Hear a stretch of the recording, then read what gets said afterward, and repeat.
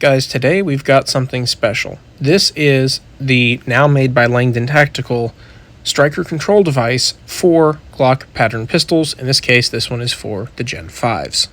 Now, you guys know I like my Glocks. However, I will not carry a Glock inside the waistband without one of these striker control devices attached. And all it is essentially a replacement backplate that has a little bit of a protrusion on the bottom that interfaces with your striker.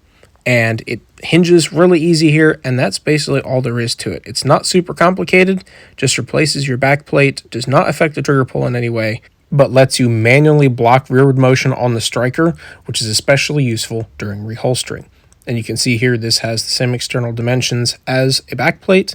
It just has a pin through the top there that allows it to pivot, and you can see the little hook that basically comes forward and rests against your striker. Quality on this guy is very excellent. Let's take a look at putting it on a G26. Now, if you're watching on YouTube, this section of video will be omitted, and we are going to jump forward to the final install because YouTube will not let me show the install procedure. And then you guys can see, and I'll show this in some close-up shots here in a second. As you pull that trigger, it pivots backwards, which is what's going to give you that manual interlock to be able to notice any pressure on the trigger as well as to prevent any rearward motion on the striker. You can see there I'm pulling on the trigger pretty hard, but with my thumb on the back, and there's no way I can get that trigger to pull while I'm holding down on the striker control device. And that's exactly what it's designed to do. I really like how responsive and tactile it is. Like, even a very light touch on the trigger, I can easily feel that in the striker control device, and it gives you basically that, I guess, extra sense that you can notice anything manipulating your trigger. And there is, of course, the old back plate. We officially have this guy installed here. You can see even a little bit of motion on the trigger. Get this in focus.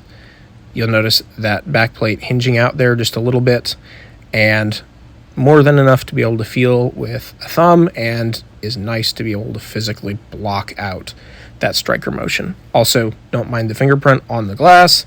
I have not wiped it off yet as of filming.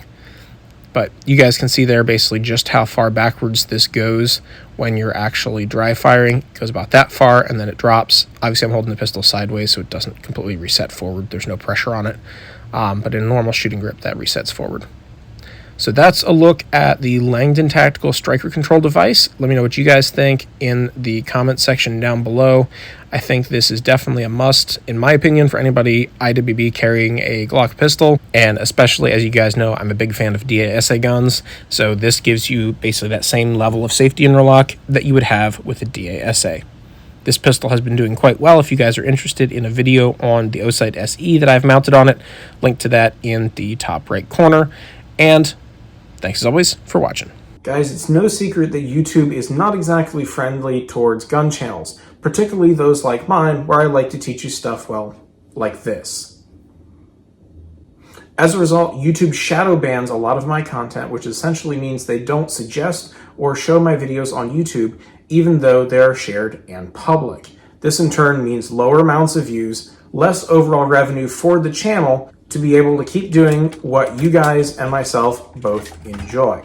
If you found this particular video helpful, make sure to give it a like and share it with any friends that you think might be interested. And if you are into rimfire shooting, check out our TRC eBay store, where I have ultra durable 22 snap caps, safety chamber flags, and other products available for you guys. This has become by far the best way of supporting the channel, as YouTube revenue continues to be choked off because YouTube does not like my content. Thanks again for watching and supporting us here on the Reloading Craft channel. As always, stay safe, keep on reloading, and I'll see you in the next one.